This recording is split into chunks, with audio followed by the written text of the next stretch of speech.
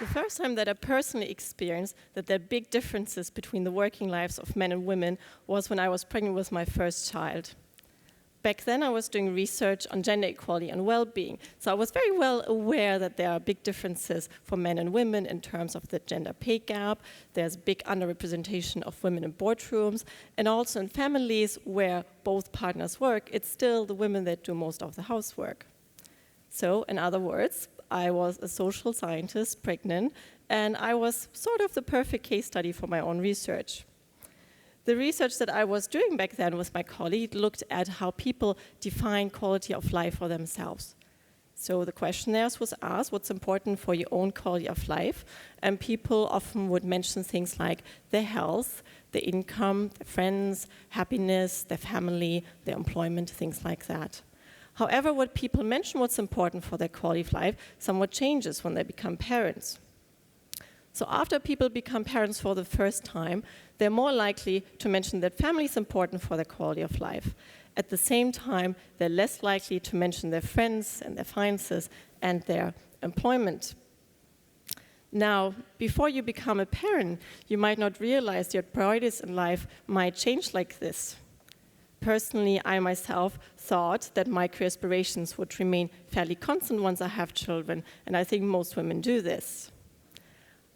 I thought that having children would have only a very modest impact on my career. After all, I had ambition and enthusiasm for my work, I had a fairly decent CV, a nice husband with very egalitarian views, so how would children possibly impact my career? Well, I realize now that was a very naive point of view, because children definitely will impact your life in many ways, and some of them definitely unexpected. Overall, when we ask parents about children and their lives, you can see that after people have children for the first time, they will report that they have more of a sense of purpose and meaning in their life. But children impact their parents' lives in many different ways. So most of you, even if you don't have children, you probably have heard of newborns not letting their parents sleep. Well, sleep deprivation and also fighting over who will change the next diaper is not really good for maintaining nice relationships. So very often marital satisfaction goes down after people have children for the first time. Parents have to reconcile their new identities as mothers and fathers. This often also means that they have to renegotiate at home who will work and who will do the housework and who will do the childcare. In many countries, having children will be quite a big impact on your finances. Either one of the parents, usually the mothers, quits their job and takes care of the children, or parents have to pay for some sort of formal childcare, which in many countries is quite expensive, not necessarily subsidized. Or maybe they're lucky enough and have free care from family member, but financial satisfaction is also often negatively impacted by having children. Another area of life where children can really have a negative impact is when we talk about leisure time. So quite often the realities of taking care of a small child will leave parents less time for their hobbies and their friends. Now, one area that I'm quite interested in is the employment area. And this is where children have a big impact on the work life for women. Now, why do I focus on women here? Well, of course, children might also have an impact on the employment and behavior of their fathers. But in most societies, in most Western societies today, it is still the woman who will mostly cut back on her work. This might be in the form of taking some time off to take care of the newborn, or she might cut back hours to work part-time, or completely drop out of the labor force. So yes, let me just persuade you that it's mostly the woman who does take care of the children. Here, these are the results from a survey that was conducted in 2004 across Europe, and I looked with my colleague here at the percentage of dual earner couples across a few countries. So what you can see here that, well, since we're in Germany today, for example, in Germany, in households where people don't have children yet, about 60% of those households are dual earner couples. And dual earner couple means that both partners work more than 30 hours a week. Now, when there are children under the age of 5 in those households, this percentage drops quite a lot. There's also a big drop in dual earner couples in the UK when people become parents. And now when you look at France, there's much less of a drop. So for French women, it's more normal to go back full-time when they have small children. But even if both parents work full-time, in most cases today, it's still the case that it's the woman who will take care of most of the household tasks and the child care. This is what sociologist Ali Russell Hoshi called the second shift. So the idea here is that women go to their work, often full-time, come back home, and then they will then take care of dinner, take care of the children, bring them to bed. So you can see that quite often the impact on work lives is really concerning women. Actually, I found on the personal level that the question of if and when to return to work after you have children is one where women are very good at judging each other. When I was on maternity leave with my first child, my son, quite often people would ask me about my plans for maternity leave. And then after saying what my husband and I had decided to do, quite often the person who asked me, usually a woman, would tell me about her own point of view. So one woman, for example, told me that she thought that staying home with a small child was incredibly boring, so she just couldn't wait to get back to intellectual work. Another woman told me that she could not imagine going back to work because she couldn't imagine having strangers take care of her baby. So although these comments and questions might be very well intentioned, they certainly can make a new mother feel pretty guilty about her choices. Either she will feel guilty because she's neglecting her career and that's wasting what economists would say her human capital, or she feels guilty because she's potentially neglecting her baby.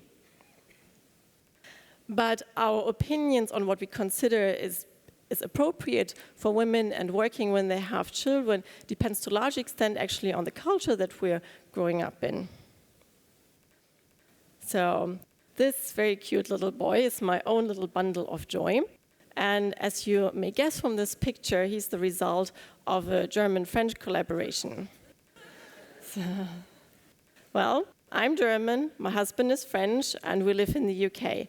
So certainly when we discussed our childcare arrangements, we were quite influenced by our own upbringing. So I grew up in West Germany, and my mother, like most West German women in the middle class and her generation, did not work once she had children. My husband's mother, on the other hand, in France, had 3 children and always worked. And this was quite normal back then, and is also quite normal today. Of course, things in Germany have changed. Now you have a lot more mothers returning to work when they have children.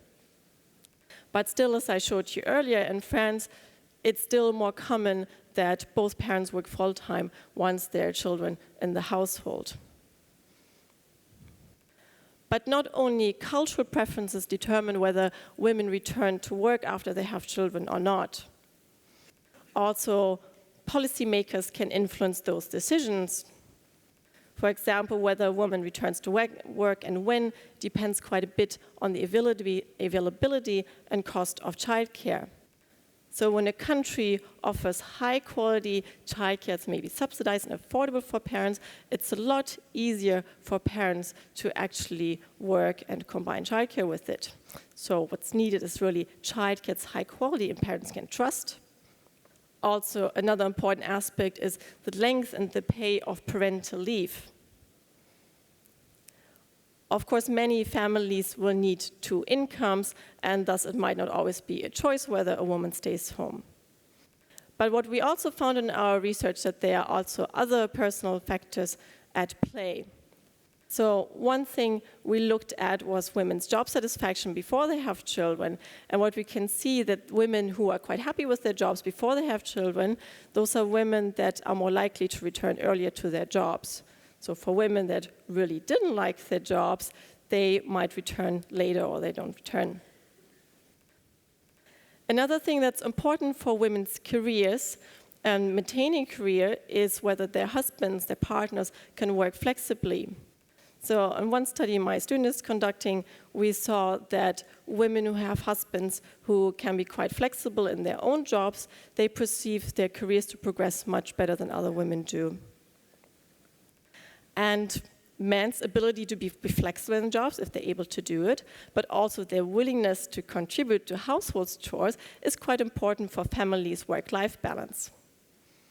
The opposite of work-life balance is work-life conflict or work-family conflict, and this might be describing actually a bit better what a lot of parents experience when they have children. So we did a study about work-life conflict in several European countries, and one of the really interesting findings we had there was that men who actually contribute more equally to household tasks report much lower levels of work-life conflict than men who let the women do all the work at home. So this may sound a little bit counterintuitive, but actually what we think is happening here is that one measure of work-life conflict is whether the partner complains.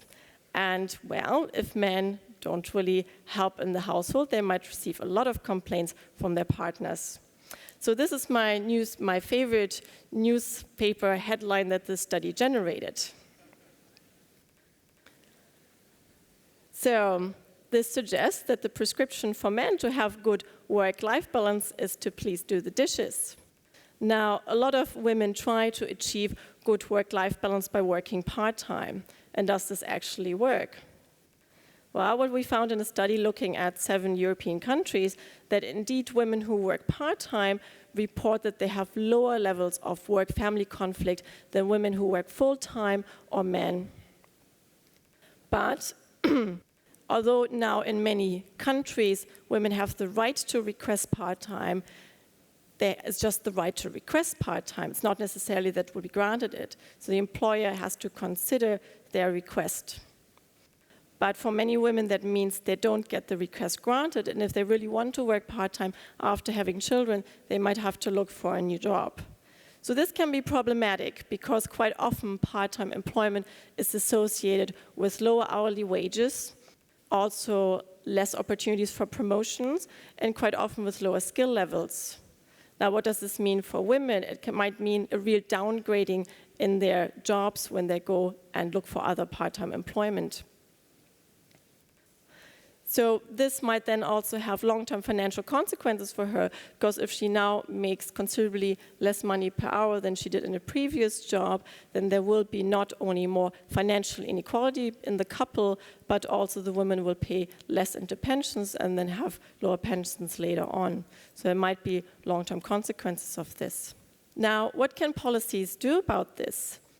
Well, offering parental leave instead of just maternal leave might be a good way to let women and men balance their housework, their family life in better ways.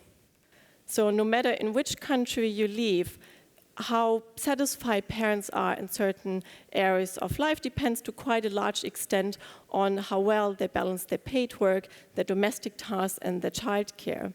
I don't want to ignore the large number of families and single parents that raise children on their own, but if both parents are present in a family, then the question of who does the paid work and who does the childcare should not just be addressed to one person, but to both parents.